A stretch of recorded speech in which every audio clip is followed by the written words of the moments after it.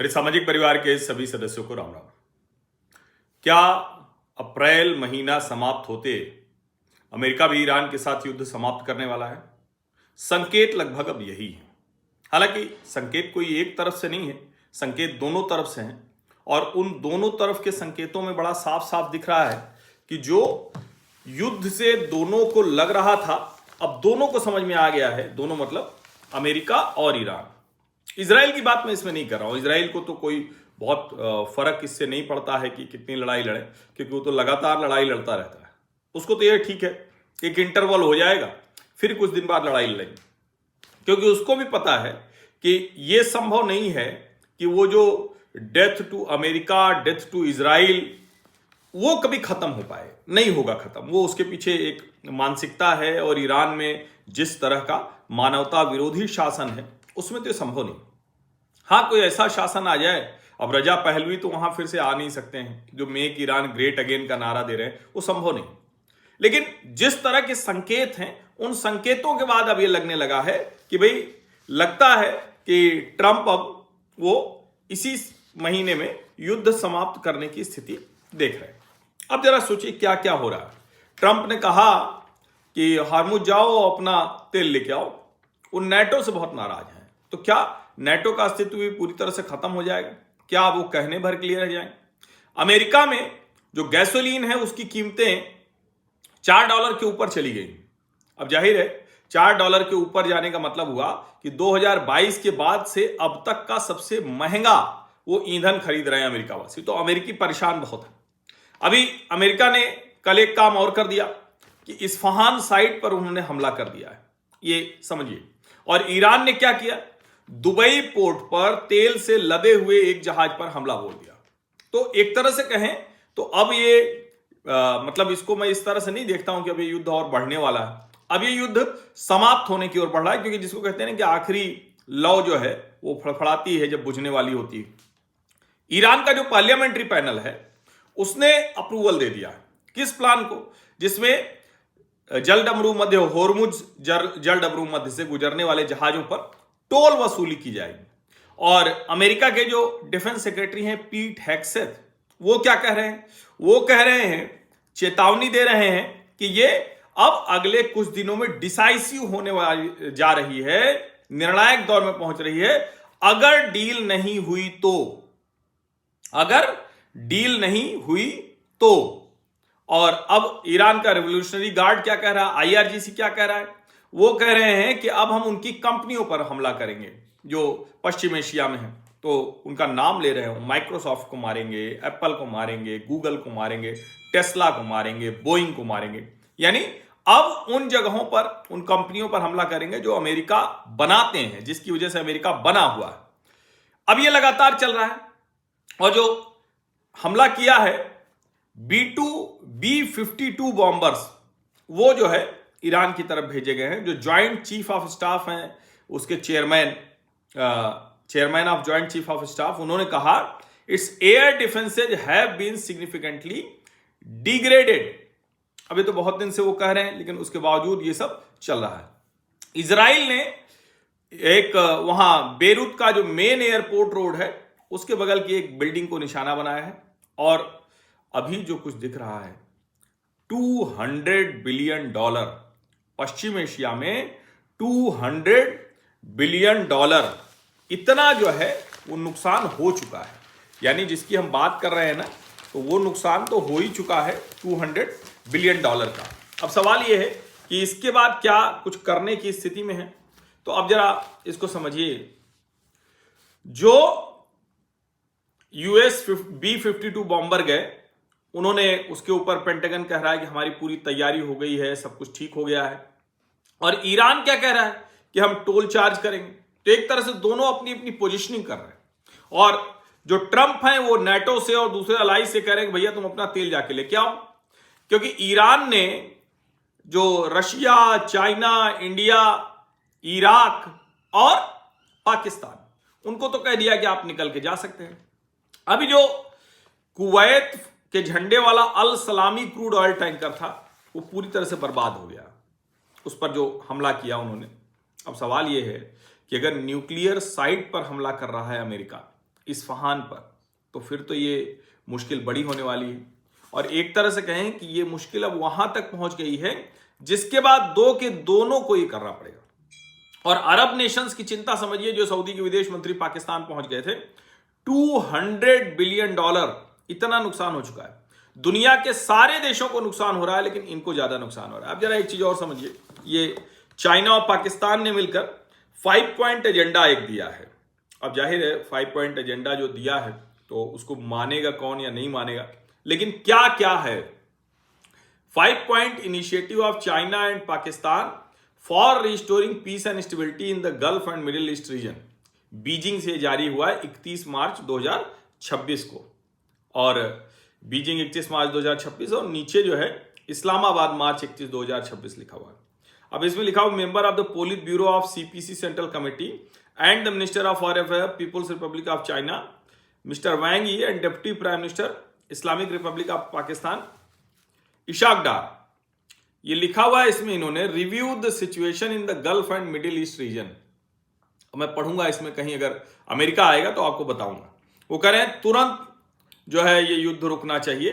चीन और पाकिस्तान ने इसके लिए कहा है humanitarian assistance must be allowed to all war affected areas. ठीक बात है।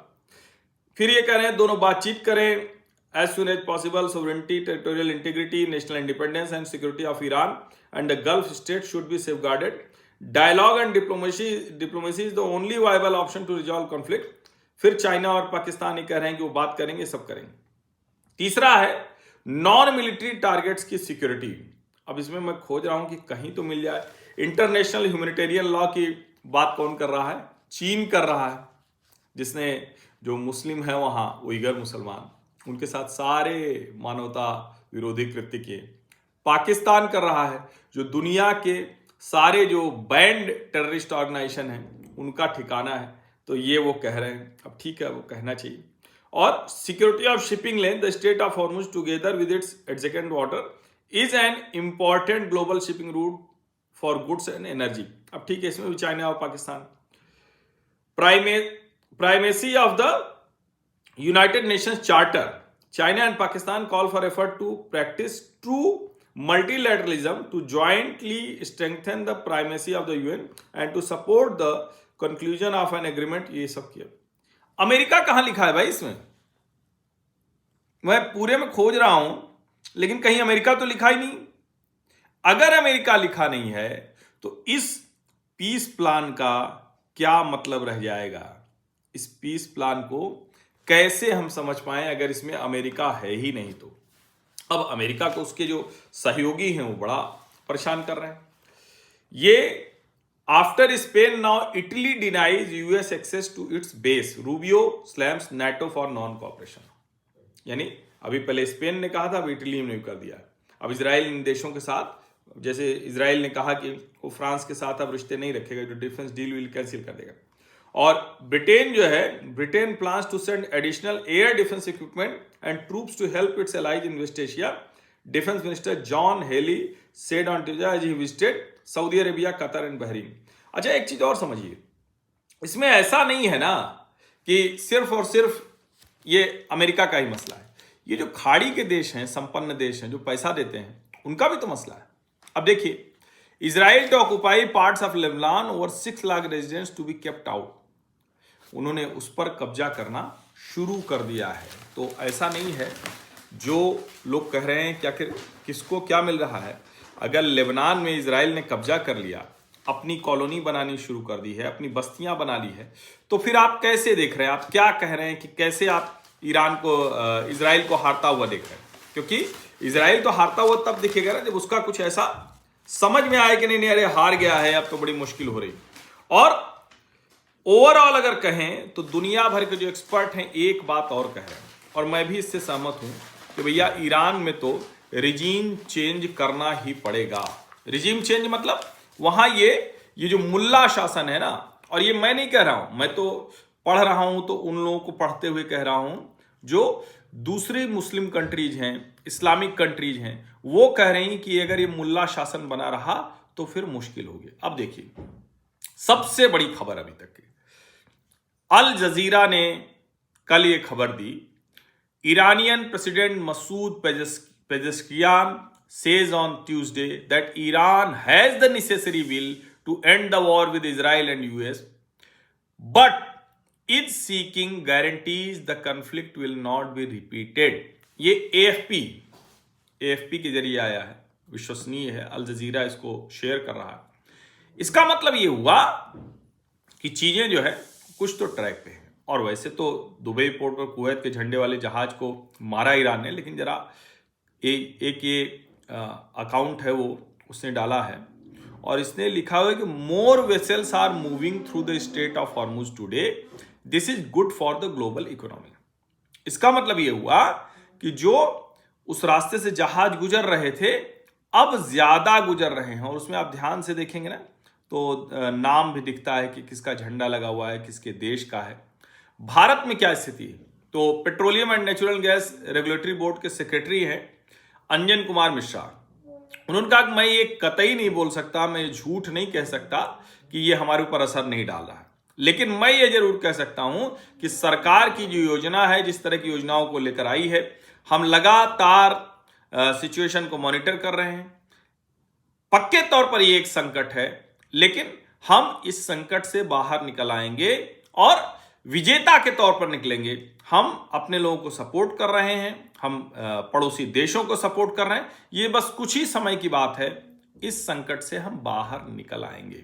अब जब वो कह रहे हैं कि इस संकट से हम बाहर निकल आएंगे और वो ये भी कह रहे हैं कि भाई हम झूठ नहीं बोल सकते कि कोई असर नहीं है। अब देखिए अल जजीरा क्या कह रहा है, the state of Hormuz shutdown has halted a significant portion of global energy flow, with experts warning that even if it reopens tomorrow, disruptions to supply chains will linger long after ships resume passage। मतलब वो ये कह रहे हैं कि भाई ये जो है मतलब अगर खुल भी जाए तो भी इतना आसान नहीं होगा, उसके बाद कुछ समय तक संकट रहेगा। ये बहुत साफ साफ दिख रहा है और इसमें कोई मतलब बहुत कंफ्यूजन नहीं है। ट्रंप ने क्या बयान दिया था, all of those countries that can't get jet fuel because of the Strait of Hormuz, like the United Kingdom, which refused to get involved in the disputation of Iran, I have a suggestion for you. Number one, buy from the US. We have plenty. And number two, build up some delayed courage, go to the state and just take it. वो कह रहे हैं भैया तुम लोगों ने नहीं माना तो अब दो ही चीज है कि चले जाओ और वहां जाकर और कब्जा कर लो, अपना वाला लेके आओ, जो चाह रहे हो वो तेल लेकर आओ, या उसके अलावा हमसे खरीद सकते हो। और देखिए रूबियो लगातार बयान दे रहे हैं। अब कई बार लोग ये भी कह रहे हैं जेडी वेंस से आगे निकल गए रूबियो इस युद्ध में, जेडी वेंस कहीं पर्दे के पीछे चले गए, तो क्या प्रेसिडेंशियल कैंडिडेट की भी लड़ाई है अगली। वो कह रहे हैं कि जब प्रेसिडेंट ट्रंप पॉलिटिकल कैंडिडेट भी नहीं थे तब भी इस खतरे के बारे में वो बात कर रहे थे और वो किसी भी कीमत पर ईरान को अमेरिका के लिए खतरा नहीं बनने दे सकते। अच्छा, जो कैरोलिन लेविट हैं, जो इनकी असिस्टेंट हैं प्रेसिडेंट ट्रंप की, उन्होंने कहा है कि tomorrow night at 9 PM ET president Trump will give an address to the nation to provide an important update on Iran. ये 4 घंटे पहले का है और 4 घंटे पहले ही व्हाइट हाउस से किया गया है tomorrow Artemis 2 for all humanity. तो अब ये देखना पड़ेगा कि ये क्या कह रहे हैं, क्योंकि कई बार ट्रंप और उनकी टीम वो क्रिप्टिक लैंग्वेज में बात करती है, मतलब समझ में नहीं आता है कि क्या जो है वो कहना चाह रहे हैं। लेकिन निश्चित तौर पर उम्मीद तो हम यही करेंगे कि कुछ ऐसा बड़ा आ रहा होगा, कुछ ऐसा जो शांति की तरफ जाने वाला है वो मसला आ रहा होगा। हम वही चाहते हैं, हम दुनिया वही चाहती है। वो कह रहे हैं, मार्को रूबियो ने कल जो कहा है कि न्यूक्लियर वेपन हम नहीं बना दे सकते, जब 60% एनरिचमेंट कर लिया तो 90% भी आप कर सकते हैं और हम किसी भी स्थिति में ये होने नहीं देंगे। मूल मुद्दा जो है कि किसी भी स्थिति में हम होने नहीं देंगे। तो ठीक है, अब उसको जो होने नहीं देंगे वाला था वो तो बीत गया, अब तो युद्ध भी हो गया, अब तो लड़ाई भी चल रही है, तो अब देखना होगा कि क्या होने जा रहा है। अब जरा देखिए इसमें एक चीज और रूबियो ने कही, President of the United States is not going to allow fake negotiations to be used as a delay tactic. वो कह रहे हैं कि इसको अगर आप देर करना चाहते हो इस तरह की चीजें करके तो वो हम अलाउ नहीं करेंगे। लेकिन ये सारी जो बातचीत है इससे बहुत साफ तौर पर समझ में आ रहा है कि युद्ध अप्रैल महीने के आगे नहीं जाने वाला है। अप्रैल खत्म होते होते, समाप्त होते होते ये युद्ध समाप्त हो जाएगा। दुनिया के लिए, हमारे लिए बहुत आवश्यक है। आप सभी का बहुत बहुत धन्यवाद। सब्सक्राइब अवश्य कर लीजिए, नोटिफिकेशन वाली घंटी दबा दीजिए, लाइक का बटन दबा दीजिए, अधिक से अधिक लोगों तक इस वीडियो को पहुंचा दीजिए। धन्यवाद।